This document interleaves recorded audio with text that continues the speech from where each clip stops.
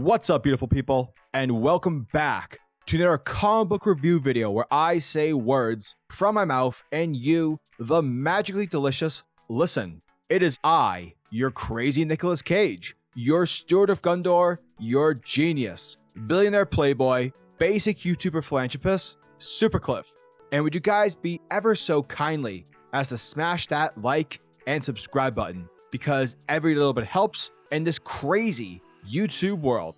And today, folks, we are back at it with the Man of Steel himself, with Action Comics, issue 1033, part 4 to the Warworld Rising story arc. Now, this is written by Philip Kennedy Johnson, with the art by Daniel Semper, and the colors by Adriano Lucas. And away we go. And today, folks, our story starts us off beneath the oceans, under the sea, where the Atlanteans have set up shop, with a perimeter that is surrounding the elemental source rock, which was found aboard the Warworld battleship from issues prior. Now, unbeknownst to these Atlanteans, they are currently being infiltrated by a pair of divers who are wearing camouflage suits as a means to easily sneak past these watchful Atlanteans. And as they make their way through the wreckage, the divers eventually come across the source rock, the rock that the Atlanteans are guarding, and the rock that is powering the ship.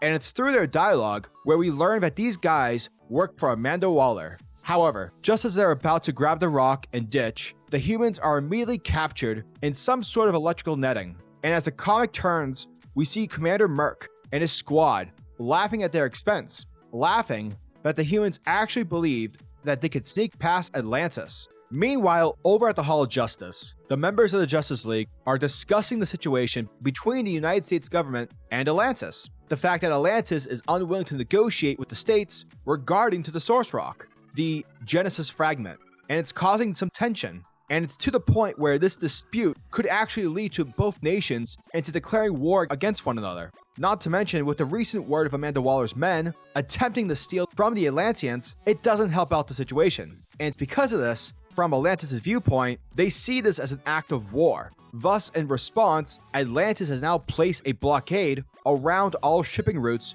that traverse through the Atlantic Ocean. So yeah, shit is tense, folks. Open war could break out at any given moment. Now, Batman, he's currently pressuring Aquaman at the moment, pressuring him to convince his people to just hand over the rock to the US government. Because even though Aquaman isn't at the moment the king of Atlantis, his words still hold meaning. And so Batman, in this Batmanish way, begs the question like, Arthur, hey, buddy, what did you think was going to happen after the incident down in Florida? Like, what were you hoping the outcome was going to be? But Arthur tells him that, well, Atlantis wasn't expecting to be robbed by her allies. So, I don't know, Batman. Why don't you quit being a jerky jerk? Now, whilst our two heroes bicker back and forth, Superman interrupts them, reminding everyone that they're all missing the bigger picture here. The bigger picture being Warworld. Everything about the situation, from the rock to the Kryptonian refugees, all of it stems from Warworld. So, from Superman's perspective, he believes that the Warworld should be the League's main focus. But unfortunately, Batman doesn't agree with our Man of Steel. His response stating that Warworld is not in immediate danger when compared to the threat of Atlantis, which in turn obviously sparks the argument between both Batman and Aquaman once more, causing their argument to escalate. But it's out of nowhere where Superman slams his fists against the table, telling everyone that he wasn't finished speaking. And holy crap on a crap stick. The entire room, the room filled with all the mightiest heroes of the DC universe, goes to an immediate silence. Now, it's after this awkward moment of silence where Superman lets everyone know that I didn't come here to settle international disputes or to enforce an arms race over some stupid space rock. I came here because right now, 3 runaway slaves are currently in my home with their bones broken, their lungs ruined, and because of their conditions, there's a high chance that they won't survive. Yet the refugees risk their lives to find us, to ask us for our help. And though, fellow Leaguers, I'm aware that stopping World War III from happening is definitely a priority, the fact of the matter is that you're only concerned with Warworld because of its affiliation with the Genesis Rock. You guys only care about what it can do to benefit us. But I'm asking for you guys to look past that. Look past the nonsense so you can ask yourselves this question. How many more people are up there, bleeding and starving? How many are praying for someone to help them? And so basically Superman's last words are that he'll help de-escalate the situation between America and Atlantis, but once it's over, he's going to liberate Warworld, regardless if the League joins him or not. Over in the Fortress of Solitude, we pick up with Foul Law, one of the Kryptonian refugees, and currently she's practicing, trying out her new powers. And it's important to mention that though her powers are similarly to Superman's, they're actually not. They're not quite as powerful or evenly matched with his. And plus the way in which they function are completely different. Now, amidst this scene, Foul Law is asking Lois about her friends, wondering as to why it is they have yet to waken. And Lois Lane, she doesn't have the answers because they're still trying to figure out Foul Law and her people's anatomy. Because for some reason, their Kryptonian anatomy is way different than Clark's. Now, simultaneously, John Kent is and has been acting extremely cold towards Foul Law. And it's because John's been to the future, and he's read about people arriving on Earth. People who took his father with him, took Superman, his dad, away from John. And so John is scared. He's afraid that this particular moment is the moment that he read about during his time with the Legion of Superheroes. And so once John takes off to check in with his dad, Lois Lane is trying to explain as to why John has been acting this way towards her. And we know that back in the previous issue, these two have a bond. Foul Law trusts Lois. So if anyone can attempt to persuade and comfort Foul Law and explain things to her, it's Lois Lane. Now, Lois presents Foul Law with a gift, a child's toy from Krypton. And figuring that she's Kryptonian, Lois thought she would recognize it and maybe appreciate it. But sadly, Foul Law slaps the toy right out of Lois's hand. And it's because she takes this as an insult, declaring aloud that she isn't a child and that these chains of iron that I wear, are not chains that are made for a child. And this is where we learn as to why she keeps her chains on her. Because after every battle on Warworld, the loser must give up iron to the victor. By doing this, the victor's status grows. The weight of the iron makes the victor stronger, whilst the loser grows weaker. Foul Law essentially views her chains as a gift, for it gives her strength, the confidence to instill fear into her enemies. Now, unbeknownst to them both, they're currently being watched by Mongol and his people back on Warworld, and Mongol suspects that Foul Law has forgotten her place, forgotten her mission. Thus, she needs a reminder, to which then we see Mongol order his people to activate the box. And this is where we pan over to the prison cells containing the captured Warzoons, where one of them is shown to have a glowing object within his chest. And so immediately, the other Warzoons rip the prisoner apart, revealing a glowing ball stashed inside the Warzone's chest.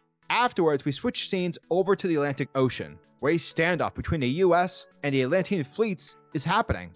Now, one of the US admirals declares to the Atlanteans that they need to stand down, and if they don't, then the US will have no other choice but to open fire. Because this blockade, it's not only affecting the US, but the entire world. It's affecting trade with other countries. Thus, because of this, countries are not getting their supplies that they normally would. And so, a lot's on the line.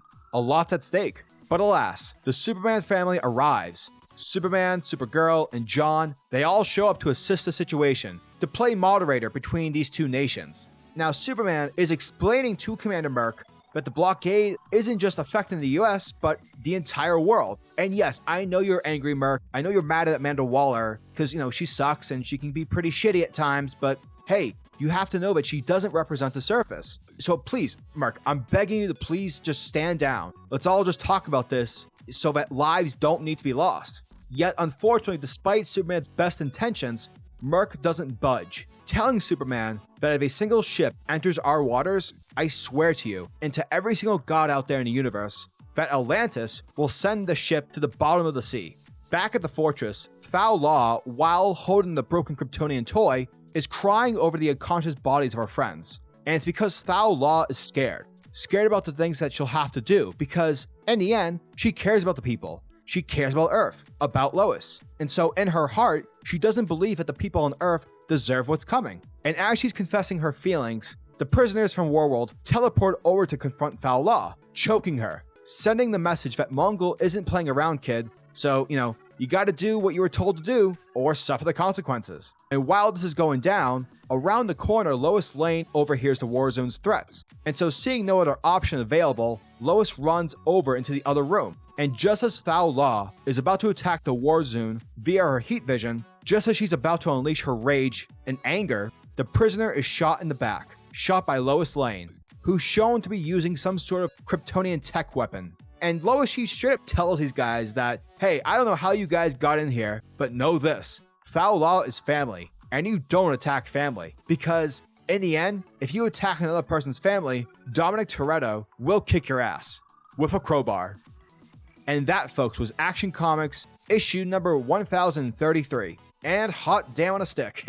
This series is honestly getting better and better with each issue. It's checking off all the boxes, folks, providing me with nuggets of information, yet not spilling the beans too early. It's still keeping the story narratively compelling. Now, one of the major highlights that this book shows is Superman's patience. It's completely understandable that Superman wants to help the people of Warworld from Mongols' tyranny, with their, being enslaved Kryptonians. Yet because the situation hits so close to him, it's sort of blinding Superman, making Superman act a bit more abrasive, showcasing his annoyance towards the pettiness over a space rock. It's a very interesting, complex situation that our hero is placed into, and I'm definitely hyped to see where Philip Kennedy Johnson takes the Man of Steel moving forward, along with the possibility that a war between America and Atlantis could very well happen, and that would suck. The art by Daniel Sampere continues to make me smile with joy, and the colors, oh my god, the colors, by Adriano Lucas, my god, the water scenes in this book are incredible. DC Comics, if whenever you decide to redo an Aquaman series, have another ongoing happen before the movie, make sure Adriano Lucas is the colors for that book, because hot damn. Overall, Action Comics continues to be exciting, with the stakes becoming bigger and bigger with each issue, and I can't wait for issue 1034. Action Comics 1033 gets a 9.5 out of 10. Giggity goo.